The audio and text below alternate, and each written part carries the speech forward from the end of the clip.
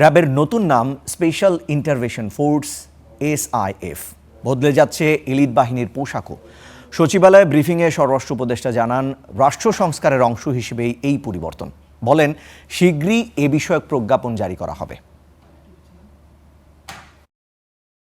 নারায়ণগঞ্জের 7 খুনের পর ইমরামুল হত্যা, বিগত সরকারের সময় যুক্তরাষ্ট্রের নিষেধাজ্ঞা, আর এখন চলছে TFI সেলে গুমের বিচার। জুলাই অভ্যুত্থানের ভূমিকার জন্য সমালোচনার মুখে ছিল র্যাব।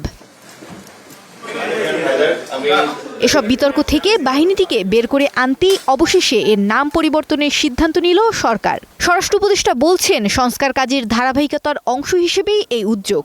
র্যাবের পুনর্গঠনের বিষয়ে প্রধান উপদেষ্টা প্রত্যক্ষ জাতীয় সংহতি উন্নয়ন বিষয়ক বিশেষ সহকারী লেফটেন্যান্ট জেনারেল আব্দুল হাফিজ এর সভাপতিত্বে একটা কমিটি গঠন করা হয়েছিল। এই কমিটির র্যাবের যে নতুন নাম, আজকে থেকে এটা নতুন নাম করা হয়েছে স্পেশাল ইন্টারভেনশন ফোর্স SIF। এটা সুপারিশ করেছে এবং মাননীয় প্রধান উপদেষ্টা এটা অনুমোদন দিয়েছে।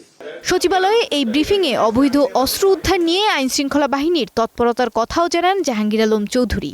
এই সেনাবাহিনীর যে উদ্ধারকৃত অস্ত্রগুলি, এগুলি আমরা অনেক সময় আমাদের লিস্টে থাকে না, এটা একটু ব্রিগেডিয়ার হায়দার আপনাদের একটু জানাবে এই ডিক্লেয়ার করার পরে কি পরিমাণ উদ্ধার হয়েছে।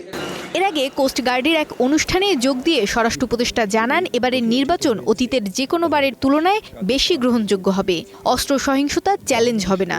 অন্যান্য যে কোনো বারের তুলনায় এখনকার পরিস্থিতি অনেক ভালো। আগের নির্বাচনগুলি দেখেন, ওই সাথে যদি তুলনা করেন, আমি বলবো যে এখন পরিস্থিতি আল্লাহ দিলে আগের থেকে অনেক ভালো। প্রতিদিন অস্ত্র উদ্ধার হচ্ছে না। নির্বাচনকে কোনোভাবে চ্যালেঞ্জিং হবে না। নির্বাচন খুব সুষ্ঠুভাবে হয়ে যাবে, শান্তিপূর্ণভাবে হয়ে যাবে এবং একটি উৎসব মুখর হবে। পদক গ্রহণ করছেন কমান্ডার ফরহাদ খান। পরে উপকূলের সাহসিকতার স্বীকৃতি হিসেবে কোস্টগার্ডের 40 সদস্যকে পদক তুলে দেন স্বরাষ্ট্র উপদেষ্টা।